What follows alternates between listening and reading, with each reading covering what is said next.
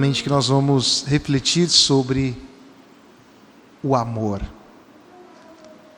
Palavra essa que é cantada, é apresentada na literatura, é apresentada nas pinturas, nas nossas manifestações, portanto, faz parte do nosso cotidiano.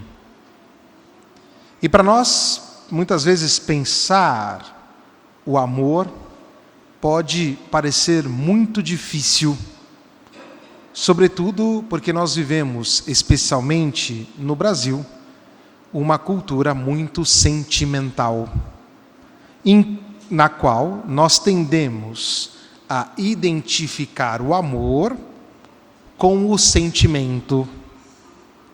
E isto pode ser problemático. É verdade que o amor contém o sentimento, mas não podemos reduzi-lo a sentimento e tampouco identificá-lo a este. Ele é uma característica que acontece dentro da dinâmica do amor. Aqueles que tiveram contato com o ensino clássico sabem muito bem que nas línguas antigas se tentava definir o amor de diversas maneiras. Os gregos, por exemplo, conhecem 12 termos para expressar esta palavra que nós reduzimos em uma só, amor. Aquelas que nós conhecemos dos gregos, e são mais famosas, né, no nosso relacionamento, é o amor eros, que é o amor erótico mesmo, o amor entre o homem e uma mulher, aquele amor corporal, o amor que leva ao ato conjugal. Nós temos no mundo grego o amor filia, que é o amor entre amigos, pessoas que se conhecem e que se querem bem e que procuram viver este querer bem dentro de uma relação, digamos, pura, leal, sincera.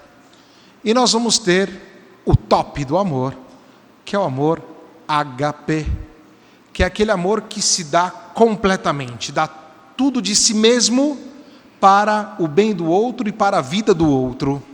Então nós vamos ver que no mundo grego nós temos estas definições de amor, que não se contradizem, pelo contrário, demonstram algo de profundo. Mas Jesus Cristo vai nos dizer assim: amai-vos uns aos outros como eu vos amei. Qual é o amor que Jesus nos ama? O amor que Jesus nos ama é o amor total. É um amor que se dá completamente para o bem do outro, que mais do que o bem, se dá completamente para a salvação do outro, para que o outro consiga, no amor doado de Cristo, reconhecer-se, como nos dirá o Vaticano II. Jesus Cristo revela ao homem quem é o homem e a sua altíssima vocação. E a nossa altíssima vocação é a vida com Deus, é a vida no amor, é a vida no Espírito. E isso nós temos que ter muita clareza. Mas qual que é a dinâmica? A dinâmica do amor. E aí nós vamos entrar numa coisa chamada dinâmica dos afetos.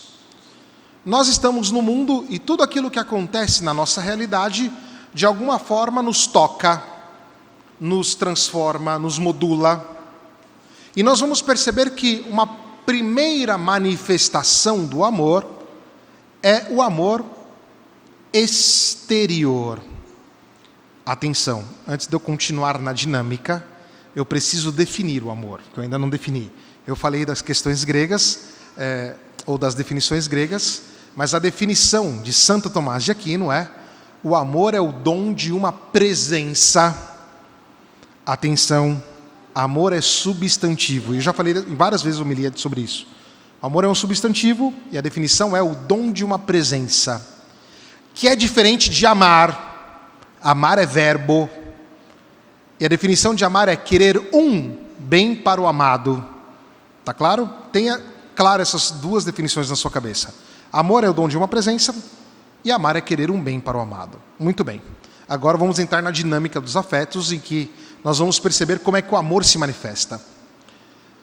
Primeiro passo é o amor exterior. Tudo aquilo que nós vemos, tudo aquilo que nós tocamos, tudo aquilo que é exterior, de alguma forma manifesta o amor para mim. Quando nós vemos uma lua bonita no céu, estrelado, a gente vai dizer, alguém fez isso para mim. Alguém levou em consideração a minha presença. E alguém quer estar presente com essas manifestações. Quando estamos diante das pessoas, nós percebemos que cada irmão é um pedaço de amor e a nossa existência também é um modo de amor. E por isso são manifestações que nos atingem, são manifestações que nos transformam, mas são exteriores. E é por isso que se alguém disser aqui, padre, eu consigo amar todo mundo que está dentro desta igreja, eu não duvido.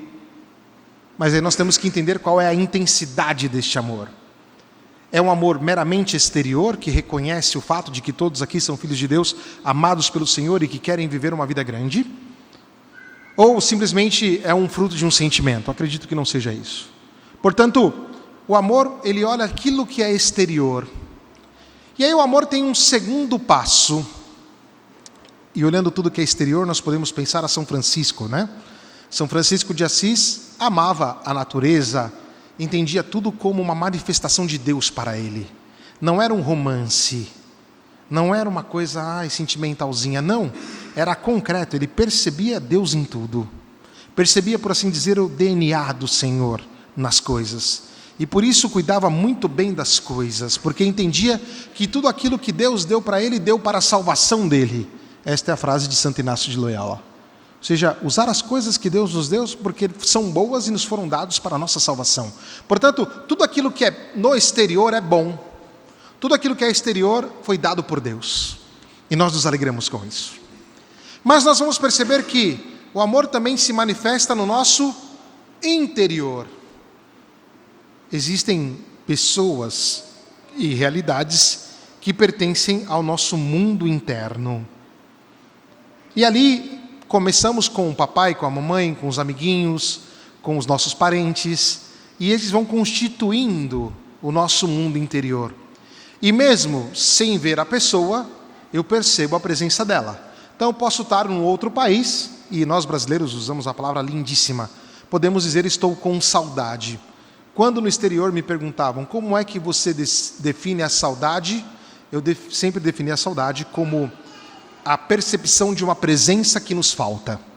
Essa é a minha definição de saudade. Ou seja, é uma presença que naquele momento me está faltando. Portanto, a saudade, por assim dizer, ela entra dentro desta dinâmica interior, o que constitui a nossa existência. E é por isso que tem pessoas que a gente não consegue tirar do nosso interior. E sobretudo aquela que por acaso ou porventura nos tenha feito algum mal. E aí nós ficamos com o ódio. Muito grosseiramente, o ódio é quase uma manifestação de amor. Eu teria que explicar isso, mas é complexo, não vou explicar na homilia. Mas a ideia é, o contrário do amor não é o ódio não, viu? Porque o ódio significa que o outro está presente. Portanto, se o amor é o dom de uma presença, o contrário do amor é a indiferença. Ou seja, o outro e um cone é a mesma coisa. E isto é o contrário do amor. É quando nós nos tornamos indiferentes às realidades que estão diante de nós e às pessoas que estão diante de nós. Portanto, dentro do nosso interior, essas pessoas que habitam, elas constituem a nossa vida. E aí nós vamos ter um terceiro passo, que é o superlativo perfeito da palavra interior, no latim, que é íntimos. Existe uma presença no nosso íntimo. E no nosso íntimo, só existem duas pessoas. Deus e aquele que Deus deu para mim no sacramento do matrimônio. O meu esposo e a minha esposa, ou a esposa. Só eles podem tocar a nossa intimidade.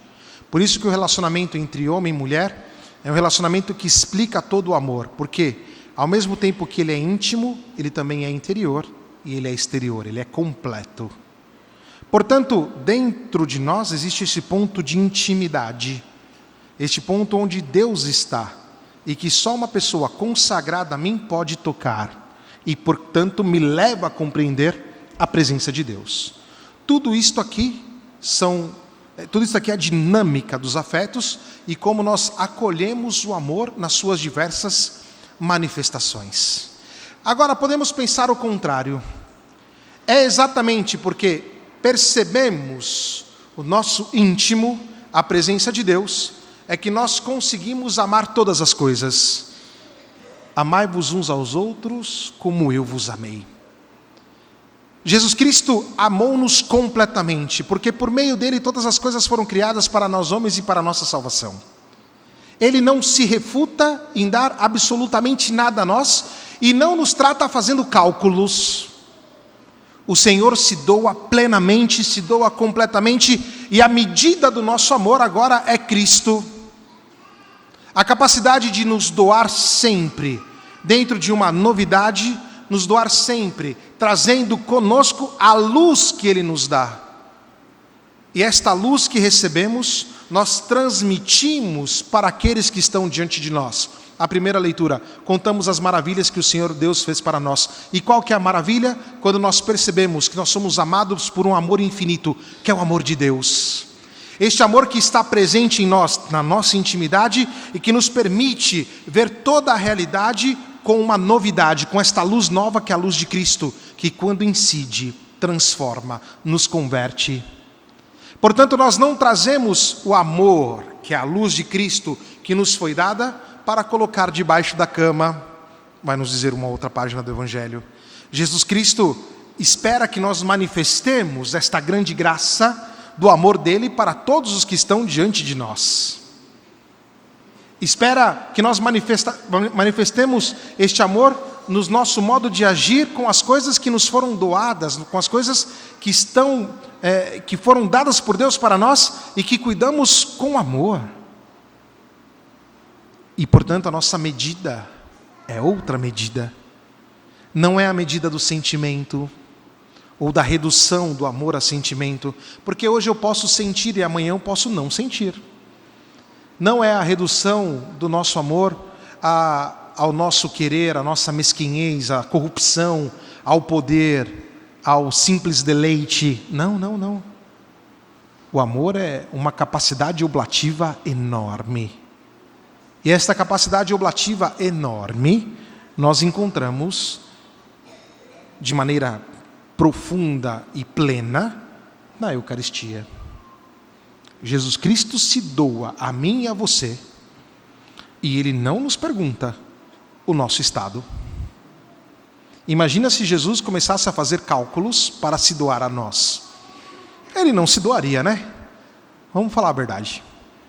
Porque nós somos imperfeitos, nós somos pecadores. Mas nós somos imperfeitos e pecadores que não querem viver no pecado. Por isso, quando o Senhor se doa a nós, imediatamente nós também nos tornamos eucarísticos, ou seja, capazes também de nos doar aos demais. E aí é quando a vida cristã passa a ser divertida. É quando o estar diante dos outros, estar na realidade, cultivar as presenças interiores e saber viver bem com tudo isto, é que tudo entra em sintonia, que tudo entra em harmonia. E aí ser cristão se torna algo muito legal. Ou seja, porque não somos nós que criamos tudo isso. Isso nos foi dado. E porque nos foi dado, nós somos chamados a cultivar e, cultivando, propagar. É lindo isto. Por isso, o amor, que é o dom desta presença, nós percebemos a presença de Deus em tudo, mas também a presença de Deus em nós. E o amar, que é querer um bem para o amado, significa dar tudo aquilo que eu tenho para o outro. E qual que é o bem que eu posso querer para uma pessoa? É o bem imediato. O bem imediato neste momento é que eu faça uma boa homilia e que vocês possam aprender um pouco do Evangelho, se converterem e saírem daqui felizes e depois celebrar a Eucaristia com muita piedade. Isso são os bens imediatos. Isso que está acontecendo agora. E qual o maior bem que eu posso dar para alguém? A presença de Cristo, que subsiste também na minha vida. Porque o Senhor está aqui, pela graça dos sacramentos que eu recebi. E é estranho que nós cristãos muitas vezes temos vergonha de sermos cristãos, de demonstrar este amor, de demonstrar a grandeza e a beleza desta luz que recebemos. E por que temos vergonha disso? Não deveríamos, porque isso é o melhor que a gente tem. E doar-nos para os outros, ter esta capacidade de ver o outro, ter esta capacidade de dar a nossa vida para o outro, é isso que transforma a existência e este mundo escuro, em que as pessoas não conseguem mais viver a profundidade daquilo que elas são chamadas. É isso que transforma a nossa vida e a nossa existência. E quem dera se a nossa comunidade tivéssemos esta capacidade de um amor oblativo, profundo, amor que ajuda as pessoas a se perceberem, a se olharem na caridade. E aqui vai uma observação. Eu percebo ultimamente que as pessoas não se olham mais.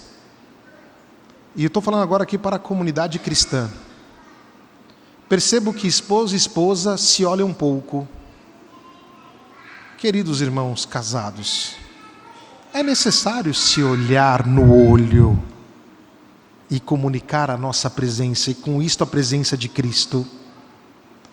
É necessário deixarmos de lado as telas. É muito divertido, para não dizer trágico, quando eu vejo que uma pessoa está tentando falar com a outra e está olhando para o celular. Que comunicação é essa? Que comunicação de amor é essa que estamos... Não tem comunicação de amor nisso aqui. Portanto, aos esposos, digo, se olhem no olho. Não tenham medo disso. Quando você for conversar com o seu amigo do trabalho, talvez aquele chato, aquela chata, o chefe que você não suporta mais, olha no olho, transmita esta presença de amor de Jesus. Transmita, você porta isso com você. Quando você for falar com seus filhos, olhe no olho. Se seu filho não te olhar no olho, chame a atenção dele para que ele olhe para você. Isso são comunicações de amor. Amai-vos uns aos outros como eu vos amei, é dar a vida mesmo, é não ter medo disto. E aí nós vamos entender algumas coisas que acontecem na sociedade, que eu não vou me aprofundar, porque eu já passei um pouco da homilia, e vou terminar com duas observações, que uma está ligada à outra, e uma citação. Qual que é a primeira observação? Atenção ao que eu vou dizer, para ninguém sair por aí falando que o padre falou que é contra pet. Eu não sou contra pet, tá bom? É bom ter um cachorrinho, ter um peixinho, ter uma arara, sei lá, ter um golfinho em casa, sei lá que animal que você tem, né? Mas você não pode ser pai ou mãe de pet. E por quê? Porque um animal, ele não tem a liberdade que nós temos. E se um animal, ele obedece comandos. Ele obedece comandos. Eles são previsíveis. E se ele não te obedecer, você coloca ele numa jaula, está tudo resolvido. Com uma pessoa a gente não consegue fazer isso. Porque a presença do outro exige uma saída enorme de mim. Sair de mim um bem para o amado. Isso é amar. Portanto, nós temos que ter as coisas dentro dos seus ambientes normais. Ou seja, um animal é importante, ajuda, por exemplo, no desenvolvimento de uma criança, nos faz companhia, isso sem nenhum problema. Só que eu não posso querer elevar o animal à categoria humana, ou reduzir a minha categoria humana a um animal. Não dá.